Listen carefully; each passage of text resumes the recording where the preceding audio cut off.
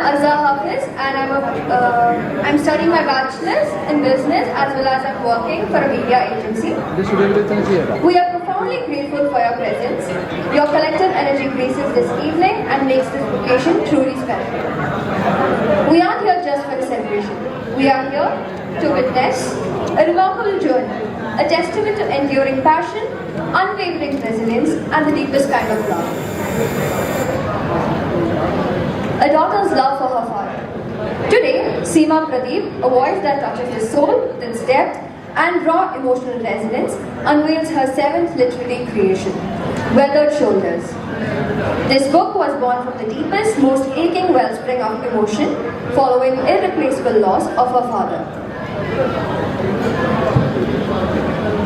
She didn't just write this book, she wove a living, breathing tribute using the threads of her own grief and everlasting love. So now, without a further ado, with humble heart and immense honor, it is my distinct privilege to invite our esteemed panel of guests to the dais to appreciate this deeply meaningful event. Please join me in extending a heartfelt welcome to Mr. Shabu Kiluthattil, the voice which UAE wakes up, the voice of UAE, the eminent personality of Hit 96.7. Mrs. Geeta Mohan, a presence cherished by all at Sharjah International Book Fair, the beloved Geeta Cheji. Ms. Drishya Shine, a writer, teacher, and a woman who can create magic in every heart through her words. Mr. Mohan Karta, a versatile talent, writer, actor, and above all, a true loyal well-wisher of our author. Mr. A.V. Pavitran, editor from the publishing house Kairali Books that made this book a dream come true.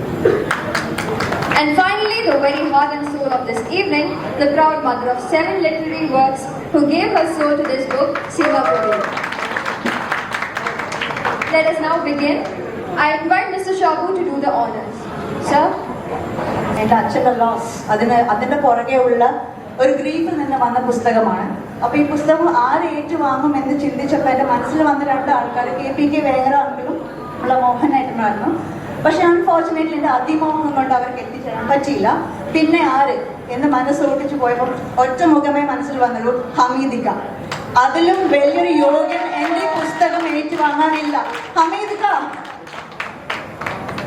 Sharjah book ഫെയറിന്റെ സ്പന്ദനം അറിഞ്ഞ ആളാണ്. ഇദ്ദേഹം അല്ലാതെ വേറൊരാള് എനിക്ക് എൻ്റെ അച്ഛൻ്റെ സ്ഥാനത്ത് കാണാൻ പറ്റില്ല. അദ്ദേഹം മാത്രമേ ഈ ബുക്ക് വാങ്ങാൻ ഏറ്റവും പെർഫെക്റ്റ് ആയിട്ടുള്ള ഒരു substitute what I can say. Thank you so much അമീജിക.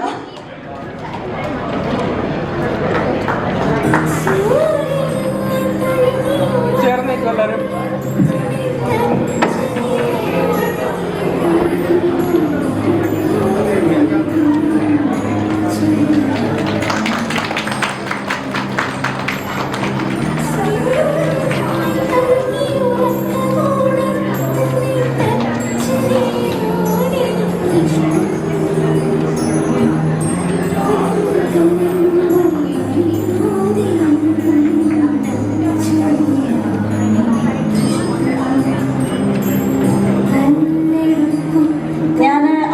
ഹമീദിക്കയ്ക്ക് mike കൊടുക്കാണ്. ഹമീദിക്ക വളരെ വളരെ പ്രതീക്ഷിതമായിട്ടാണ് ഈ ഒരു സംഭവം നടന്നത്. കണ്ണുകൾ നിറഞ്ഞു. മതി, നമുക്ക് പിന്നെ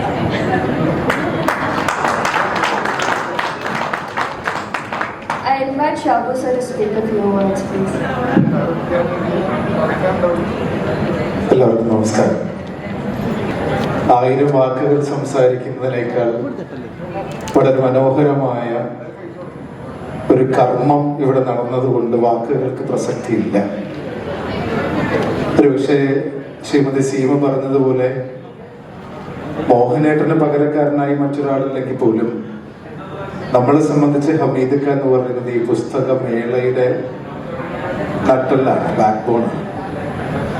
കാരണം വളരെ കൃത്യമായി അതിൻ്റെ സമയക്രമം നിശ്ചയിക്കുകയും ഒരാളോട് പോലും അനവസരമില്ലാതെ എന്നാൽ പറയേണ്ടത് കൃത്യസമയത്ത് പറയുകയും ചെയ്യുന്ന ഹമീദിക്ക ശരിക്കും ഒരു രക്ഷിതാവാണ്. ഒരു അച്ഛനെ പോലെ കാർക്കശ്യക്കാരനാണ്, ശാഠ്യക്കാരനാണ്, എന്നാൽ കണ്ടാൽ വളരെ സാധുവായ മനുഷ്യനുമാണ്.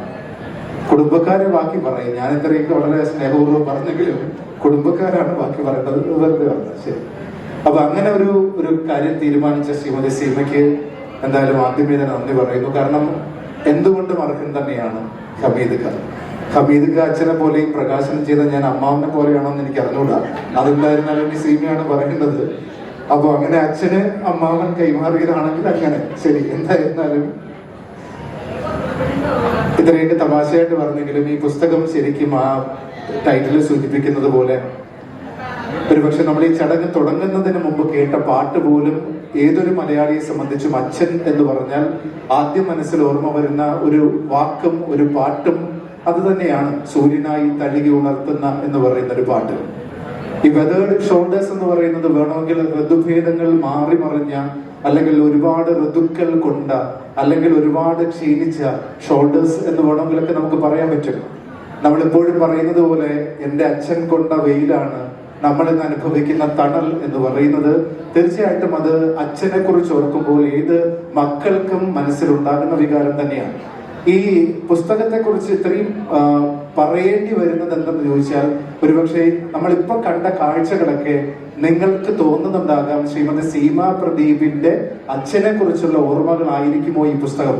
വാസ്തവത്തിൽ അങ്ങനെയല്ല. ഇത് പല പല സന്ദർഭങ്ങളിലുള്ള അച്ഛന്റെ സ്നേഹത്തെ കുറിച്ച് പറയുന്ന നിരവധി കഥകളാണ്. എനിക്ക് അതിനകത്ത് വളരെ ഇഷ്ടപ്പെട്ട ഒരുപാട് കഥകളുണ്ടെങ്കിലും ഒരു പ്രത്യേക കഥ ഞാൻ എടുത്തു പറയാം.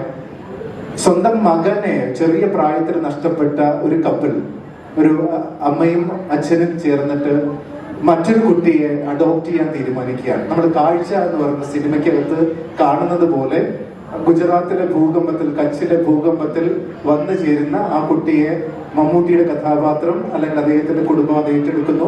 അവസാനം ഈ കുട്ടിയെ പിരിയാൻ കഴിയാത്ത വിധത്തിൽ അവർ തമ്മിൽ അതിതീവ്രമായ സ്നേഹബന്ധം വരികയും അവസാന നിമിഷം പിരിയേണ്ടി വരുന്ന ഒരു സന്ദർഭത്തിൽ അവരുടെ വേദന നമ്മൾ കാണുകയും ചെയ്യുന്നത് പോലൊരു കഥയുണ്ട്. പക്ഷെ അങ്ങനെയല്ല കഥ അവസാനിക്കുന്നത്. എന്തുകൊണ്ടാണ് ഈ കുട്ടി അവർക്ക് നഷ്ടമാകുന്നത്? അപ്പോ ഈ അച്ഛൻ എടുക്കുന്ന ഒരു ഡിസിഷൻ ഉണ്ട്. ഈ അച്ഛൻ ഈ കുട്ടിയെ അഡോപ്റ്റ് ചെയ്തതിന് ശേഷം ആ കുട്ടിയോട് കാണിക്കുന്ന ഒരു സ്നേഹവാത്സല്യങ്ങളെ കുറിച്ച് അതിദീർഘമായി പറയുന്നുണ്ട്. എല്ലാ ദിവസവും ആ കുഞ്ഞിനെ സ്വന്തം മകനെന്ന പോലെ അവന്റെ മൂർധാവിൽ ചുംബിച്ചതിന് ശേഷം മാത്രമാണ് ആ അച്ഛൻ അവനെ ഉറക്കുക അല്ലെങ്കിൽ ഉണർത്തുക അല്ലെങ്കിൽ അവനെ യാത്ര അയക്കുക എന്നൊക്കെ പറയുന്ന ഒരു സന്ദർഭം. അതായത് സ്വന്തം മകനോടുള്ള സ്നേഹം പോലെ അതിതീവ്രമായ സ്നേഹമുള്ള ഒരച്ഛൻ.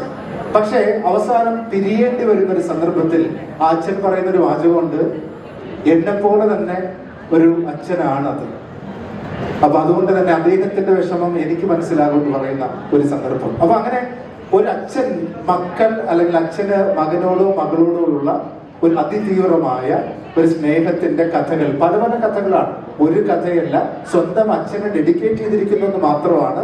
അതിവിടെ ഇരിക്കുന്ന ഏതൊരാളെ സംബന്ധിച്ചും അവരവരുടെ അച്ഛനെ കുറിച്ച് 100,000 കഥകൾ പറയാനുണ്ടാകും. ഒരുപക്ഷെ ഈ കഥകളിലൂടെ പോകുമ്പോൾ ഞാൻ എൻ്റെ അച്ഛനെ കാണും, അല്ലെങ്കിൽ ഞാൻ എൻ്റെ മകനെ കാണും. ഒരച്ഛൻ സ്വന്തം മകനെയോ അല്ലെങ്കിൽ സ്വന്തം അച്ഛനെയോ കാണുന്ന വിധത്തിൽ അച്ഛൻ സ്നേഹത്തിന്റെ, അച്ഛൻ പ്രേമത്തിന്റെ, അച്ഛൻ പ്രണയത്തിന്റെ അതിതീവ്രമായ ഒരു പുസ്തകമാണ് ഈ വെതേർഡ് ഷോൾഡേഴ്സ് എന്ന് പറയുന്നത്.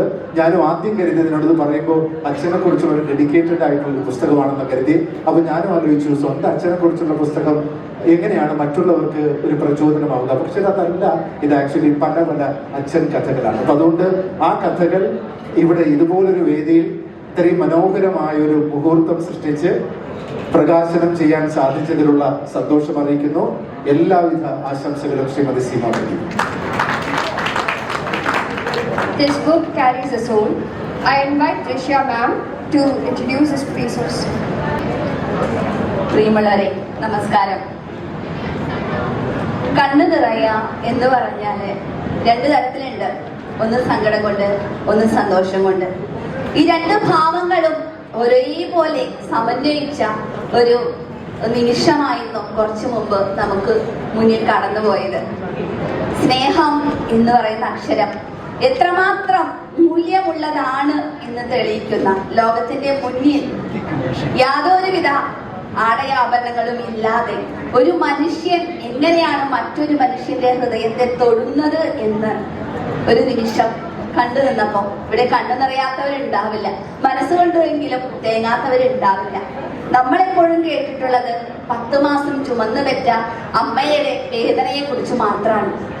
അമ്മ മാത്രമാണ് ലോകത്തെപ്പോഴും വാഴ്ത്തപ്പെട്ടുകൊണ്ടിരിക്കുന്നത്. കഴിഞ്ഞ ദിവസം ഒരു വിവാദ പരാമർശം ഉണ്ടായപ്പോൾ KR മീര പറഞ്ഞൊരു പരാമർശം, പുരുഷന്മാർക്ക് പ്രണയിക്കാൻ അറിയില്ല, സ്നേഹിക്കാൻ അറിയില്ല എന്നാണ് പറഞ്ഞത്. അപ്പം അതിനൊരു മറുപടി കൂടിയാണ് ഒരു പക്ഷേ ഈ ഒരു പുസ്തകം എന്ന് നമുക്ക് പറയാം. ഒരു കുടുംബത്തെ ഒരു അച്ഛൻ എങ്ങനെയാണ് കൂട്ടിപ്പിടിക്കുന്നത്, ഒരു കുടുംബിനിയെ എങ്ങനെയാണ് ആ അച്ഛൻ പ്രണയിക്കുന്നത്, തന്റെ 2 പെൺകുട്ടികളെ എങ്ങനെയാണ് സ്വാതന്ത്ര്യത്തോടെ ആകാശത്തേക്ക് പറന്നു പോകാൻ അനുവദിക്കുന്നത്, അവരുടെ കുഞ്ഞു വിരലുകളെ തൊട്ട് തലോടിക്കൊണ്ട് എങ്ങനെയാണ് അവരുടെ ഹൃദയത്തിലേക്ക് ആ അച്ഛൻ പടർന്നു കയറുന്നത്. ഷാബു പറഞ്ഞ പോലെ അതിലെ 10 കഥകളുണ്ട്. അതിലെ ഷാബു പറഞ്ഞ കഥ വായിച്ചപ്പോ എനിക്ക് ഓർമ്മ വന്നത് ആകാശദൂത് ആണ്. ആകാശദൂത് അതിന്റെ പാരഡി എന്നല്ല ഞാൻ പറയുന്നത്. നമ്മൾ ആ സിനിമ കാണുമ്പോ കണ്ണീർ വീഴ്ത്താത്ത ഒരു മനുഷ്യനും ആ സിനിമാ തിയേറ്ററിൽ ഉണ്ടായിട്ടില്ല. പക്ഷേ അതിനെയൊക്കെ ഓർമ്മപ്പെടുത്തുന്ന അമ്മയുടെ തേങ്ങലുകളെല്ലാം ഒരച്ഛൻ എങ്ങനെയാണ് കുട്ടികളില്ലാതെ പോയ ഒരു ദമ്പതികള് ഒരു കുഞ്ഞിനെ ഏറ്റെടുത്ത് വളർത്തി വലുതാക്കിക്കൊണ്ട് അവരുടെ സ്വപ്നങ്ങളെല്ലാം നെയ്തു കൂട്ടുന്നതിനിടയിൽ അവന്റെ യഥാർത്ഥ അച്ഛൻ വന്ന് ആ കുഞ്ഞിനെ ആവശ്യപ്പെടുമ്പോ ആ അമ്മയല്ല ഇവിടെ സീമ കണ്ട നക്ഷത്രം, അച്ഛനാണ്. വളർത്തച്ഛൻ പറയുന്ന ആ ചിന്തകൾ തീർച്ചയായിട്ടും സ്നേഹത്തിന്റെ മതമാണ് ഈ പുസ്തകം എന്ന് പറയാനാണ് എനിക്കിഷ്ടം. അച്ഛന്റെ തോളത്ത് കിടന്ന് അച്ഛന്റെ സംരക്ഷണത്തിൽ മനുസ്മൃതിയിൽ പറയുന്നുണ്ട്, പിതാ രക്ഷതി കൗമാരെ ഭർത്തോ രക്ഷതി യൗവനെ പുത്രോ രക്ഷതി വാർദ്ധക്യം. അവസാന വാക്ക് പലതരത്തിൽ വ്യാഖ്യാനിക്കപ്പെട്ടിട്ടുണ്ട്, സ്ത്രീ സ്വതന്ത്രമർഹതി എന്നുള്ളത്. പക്ഷേ സ്വാതന്ത്ര്യം എന്ന് പറയുന്നത്, ഫെമിനിസം എന്ന് പറയുന്നത് പെണ്ണിനെ പിടിച്ച് ഉയർത്തുന്ന, അത് മാത്രമല്ല പെണ്ണിനോടൊപ്പം നടക്കുന്ന ആണുണ്ട്, ആണായി മാറാൻ ആഗ്രഹിക്കുന്ന പെണ്ണുണ്ട്. ഫെമിനിസം പലതരത്തിലുണ്ട്. എന്തുകൊണ്ട് ഒരു അച്ഛനിസം നമ്മളുടെ ഇടയിൽ സംഭവിക്കുന്നില്ല? അത് നമ്മൾ ചിന്തിക്കേണ്ടതുണ്ട്. തീർച്ചയായിട്ടും ഒരു കുടുംബത്തിന് വേണ്ടി ജീവിക്കുമ്പോൾ പെണ്ണാണെങ്കിൽ അവൾക്ക് സങ്കടം വന്നാൽ ഒന്ന് പൊട്ടിക്കരയാം. ഒരു അച്ഛന് കരയാൻ പറ്റും. അയ്യേ നീ എന്താ പെൺപിള്ളേരെ പോലെ കരയുന്നേ? ആൺപിള്ളേരൊരു സങ്കടം വന്നാ നമ്മുടെ വീട്ടിലുള്ളവരെ ചോദിക്കും.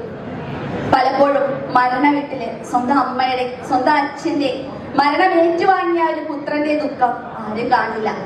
മകളുടെ സമീപത്തിരുന്ന് അവളെ ആശ്വസിപ്പിക്കാൻ ഒരുപാട് ഹൃദയങ്ങൾ കൂടെ ഉണ്ടാവും. പക്ഷേ ആ മകന്റെ സങ്കടം, അവന്റെ വിങ്ങൽ, ആ ഒരു വിങ്ങൽ അടയാളപ്പെടുത്തുന്ന കഥ ഈ പുസ്തകത്തിലുണ്ട്. അതേസമയം ആരും വേണ്ടാതെ മകനും മകളും എല്ലാം ഉപേക്ഷിച്ച് വെറും ഒരു കരിമ്പിൻ ചണ്ടി പോലെ ജീവിക്കുന്ന അച്ഛന്റെ കഥയും ഈ പുസ്തകത്തിലുണ്ട്.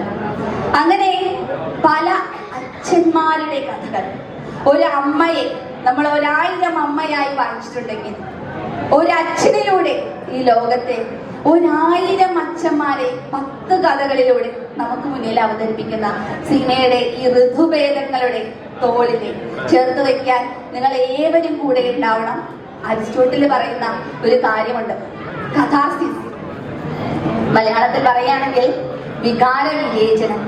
ഒരു സാഹിത്യമോ ഒരു കലയോ എന്തുമാവട്ടെ, അത് കേൾക്കുമ്പോ, കാണുമ്പോ, തൊടുമ്പോ, നമ്മുടെ ഹൃദയത്തിലേക്ക് ഏറ്റെടുക്കുമ്പോ അത് എന്റേതാണ് എന്നൊരു തോന്നൽ ഉണ്ടാവുകയാണെങ്കിൽ തീർച്ചയായിട്ടും നമ്മളുടെ ഉള്ളിൽ അടങ്ങിക്കിടക്കുന്ന എല്ലാ സങ്കടങ്ങളും, എല്ലാ സന്തോഷങ്ങളും, എല്ലാ പകയും ദ്വേഷവും വിദ്വേഷവും എല്ലാം തന്നെ പുറത്തേക്ക് ഒരു പുഴ പോലെ പൊട്ടിയൊഴുകും.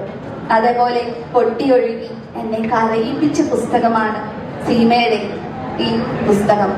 ഒരു അച്ഛനെ ഒരു മകൾക്ക് കൊടുക്കാവുന്ന ഏറ്റവും വലിയ സമ്മാനം. സീമ എന്നോട് പറഞ്ഞൊരു വാക്കുണ്ട് ഇന്ന്, നീ പുസ്തകത്തെ കുറിച്ച് പറയുമ്പോ വേദിയിൽ എനിക്ക് എന്റെ അച്ഛനെ തിരിച്ചു കിട്ടുമെന്ന് ഞാൻ പ്രതീക്ഷിക്കുന്നുവെന്ന്.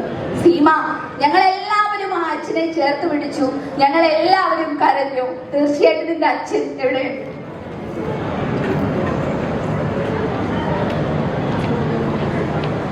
വേറൊന്നും പറയാനില്ല.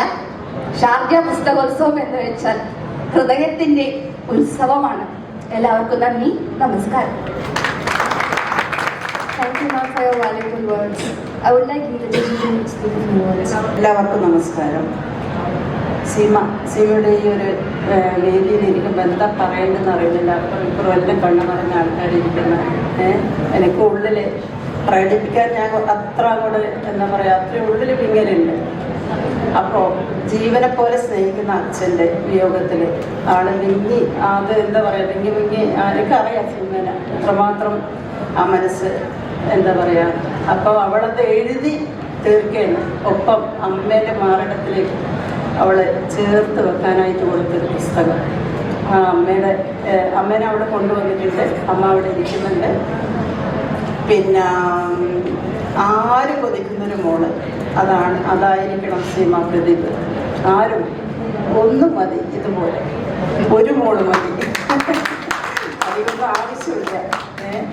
പിന്നെ മാത്രമല്ല, ഈ ഒരു പുസ്തകത്തിൽ ഒരുപാട്, അതായത് വെന്ത് നീറുമ്പോൾ മക്കളുടെ ചിരി കാണാൻ ആശിക്കുന്ന, അതിനുവേണ്ടി മെനക്കെട്ട് എന്താ പറയുക, അങ്ങനെയുള്ള ഒരുപാട് അച്ഛന്മാരുടെ വേദനകളുണ്ട്.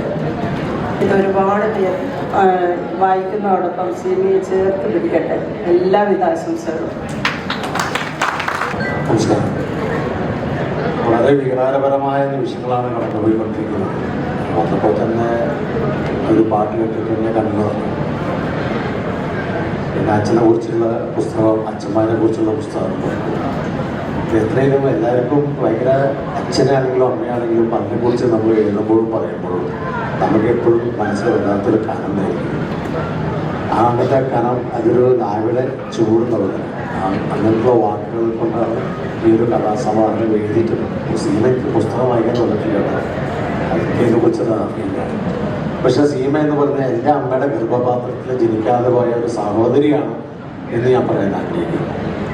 അത്രത്തോളം എൻ്റെ എല്ലാ പുസ്തക പ്രകാശന ചടങ്ങിലും സീമയുടെ എല്ലാ പുസ്തക പ്രകാശന ചടങ്ങിലും ഞാനും എപ്പോഴും ഉണ്ടാവാറുണ്ട്. ഈ ഒരു പുസ്തകത്തിന് വലിയ വിജയം ഉണ്ടാവട്ടെ എന്ന് ആഗ്രഹിക്കുന്നു, പ്രാർത്ഥിക്കുന്നു. സ്നേഹം. രണ്ടു വാക്ക് സംസാരിക്കാനായി പവിത്രൻ സാറിനെ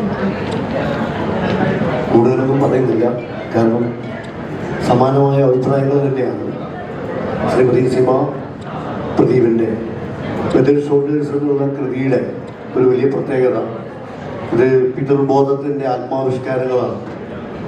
ഇതിലെ കഥകൾ മാത്രമല്ല, ഇതിന് പ്രവേശകമായും പിന്നെ അനുബന്ധമാണെന്നോ അല്ലെങ്കിൽ ഇതിൻ്റെ ഒരു ഫലപ്രാപ്തിയാണെന്നോ എന്നുള്ള നിലയിൽ കൊടുത്തിട്ടുള്ള കുറിപ്പല്ല, കവിത.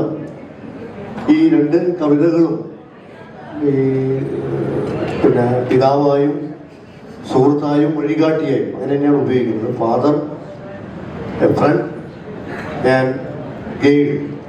ആ നിലയിൽ തൻ്റെ പിതാവ് ഏതൊക്കെ തരത്തിലാണ് തന്നെ മുന്നോട്ട് നയിച്ചത്, ജീവിതത്തിൽ എത്രമാത്രം സ്വാധീനം ചെലുത്തിയിട്ടുണ്ട്, തൻ്റെ ദിനസരികളിൽ അദ്ദേഹം എപ്പോഴും തൻ്റെ മുന്നിൽ നീണ്ടു നിവർന്ന് നിൽക്കുന്ന, എക്കാലത്തെയും തണൽമരമായി മാറിയിരിക്കുന്നു എങ്ങനെയാണ് എന്ന് ഈ എഴുത്തുകാരി സൂചിപ്പിച്ചിട്ടുണ്ട്. അതുകൊണ്ട് ഈ പിതൃബോധത്തിൻ്റെ ആവിഷ്കാരത്തെ, കഥകളെ വായനക്കാർ അങ്ങേയറ്റം ഹൃദയത്തിൽ സ്വീകരിക്കുമെന്ന് തന്നെയാണ് ഈ പുസ്തകം പ്രസിദ്ധീകരിച്ചിട്ടുള്ള കൈരളി ബുക്സിൻ്റെ എഡിറ്റർ എന്നുള്ള നിലയിൽ, പ്രവർത്തകൻ എന്നുള്ള നിലയിൽ എനിക്ക് തോന്നുന്നത്. 31 കൊല്ലത്തെ അധ്യാപക ജീവിതത്തിൽ പലതരത്തിലുള്ള കുട്ടികളെ അഭിമുഖീകരിച്ചപ്പോഴും ഇതിലെ ചില കഥകളും ഈ അച്ഛൻ്റെ അംശങ്ങൾ ഇങ്ങനെ പലതരത്തിൽ വരികയും അതൊരു എഴുത്തുകാരിയുടെ ഉള്ളിൽ അവരുടെ ആത്മഭാവങ്ങളെ, ഒരു സെക്കൻഡ് സെൽഫിനെ തന്നെ രൂപപ്പെടുത്താൻ എങ്ങനെയൊക്കെ പ്രേരണയാക്കി എന്നുള്ളത് കണ്ടറിയാൻ കഴിഞ്ഞിട്ടുണ്ട്. ഈ എഴുത്തുകാരിക്ക് എല്ലാവിധ ഭാവുകങ്ങളും നേരുന്നു. നന്ദി, നമസ്കാരം. He left behind the life in me that he gave. He left, and now I am left with grief alone. That will stay with me till I find my grave. Let's hear from the author, Seema Pradeep. Good evening, നമസ്കാരം. സീമ പ്രദീപ്. പറയാൻ കൊണ്ടതെല്ലാം ഞാൻ മറന്നുപോയി, അത് വേറെ കാര്യം.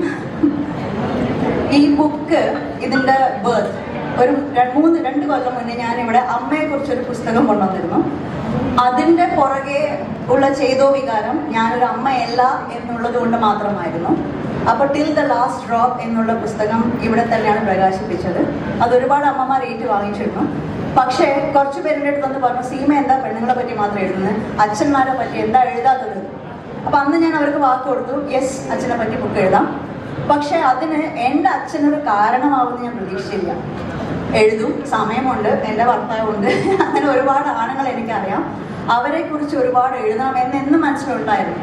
പക്ഷെ കഴിഞ്ഞ നവംബറിൽ അച്ഛൻ പോയപ്പോൾ തോന്നി ആ അച്ഛൻ എനിക്ക് തിരിച്ചു വേണം. അപ്പോൾ ആ അച്ഛനെ എനിക്ക് മാത്രം കിട്ടിയാൽ പോരാ, എല്ലാ വീട്ടിലും ഒരു അച്ഛനുണ്ട്. അറിഞ്ഞോ അറിയാതെയോ നമ്മൾ വേദനിപ്പിച്ച ഒരുപാട് അച്ഛന്മാരും നമ്മുടെ ചുറ്റുമുണ്ട്. ഞാൻ കണ്ടിട്ടുണ്ട്, പേഴ്സണലി ഞാൻ ഒരുപാട് അച്ഛന്മാർ അങ്ങനെ കണ്ടിട്ടുണ്ട്. ഒരുപാട് അച്ഛന്മാർ ഇന്ന് ഓൾഡ് ഏജ് ഹോമിലുണ്ട്. അതിന്റെ കാരണം മക്കൾക്ക് അച്ഛനെ ഇഷ്ടമില്ലാത്തത് കൊണ്ടല്ല, അവരുടെ സാഹചര്യം കൊണ്ട് മാത്രമായിരിക്കാം. പക്ഷെ എങ്കിലും അച്ഛൻ എന്ന് പറഞ്ഞത് ഒരു വികാരമാണ്, ഒരു മനുഷ്യനല്ല. ആ വികാരം നമ്മൾ അറിയുക തന്നെ വേണം. അറിയണമെങ്കിൽ അച്ഛൻ്റെ കൂടെ കുറച്ച് സമയം നമ്മൾ സ്പെൻഡ് ചെയ്യണം.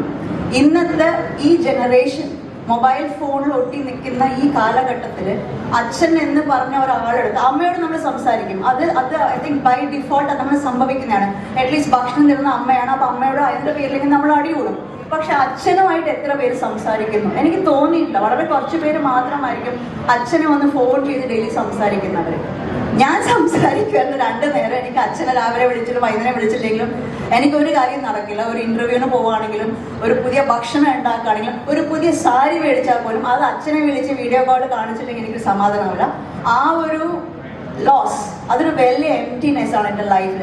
എനിക്ക് കുഞ്ഞുങ്ങളില്ലാത്തതിനേക്കാൾ സങ്കടമാണ് അച്ഛനില്ലാത്തത് ഇപ്പം. പക്ഷേ ആ അച്ഛൻ, ഞാൻ കാണുന്ന എല്ലാവരിലും എൻ്റെ അച്ഛനുണ്ട്. അച്ഛൻ്റെ സ്നേഹം എനിക്ക് കിട്ടുന്നുണ്ട്. അതിപ്പോൾ ഞാൻ വർക്ക് ചെയ്യുന്ന എൻ്റെ കൊളീഗ്സ് ആണെങ്കിലും എൻ്റെ കൂടെ വർക്ക് ചെയ്യുന്ന എല്ലാവരും എനിക്ക് എൻ്റെ മക്കളെ പോലെയാണ്. ഇപ്പം ഹമീദിക്ക് ഞാൻ ഇതിൽ വിളിക്കാനുള്ളൊരു കാരണം, KPK അങ്കിൾ വരാൻ പറ്റില്ല എന്ന് പറഞ്ഞു. KPK അങ്കിളിന് കുറച്ച് ഹെൽത്ത് ഇഷ്യൂസ് ഉണ്ടായിരുന്നു. പിന്നെ മോഹനേട്ടൻ, ഞാൻ പറഞ്ഞില്ല, എൻ്റെ അതിമോഹം കൊണ്ടാണ് എൻ്റെ ആഗ്രഹങ്ങളൊക്കെ നടക്കാതെ പോകുന്നത്.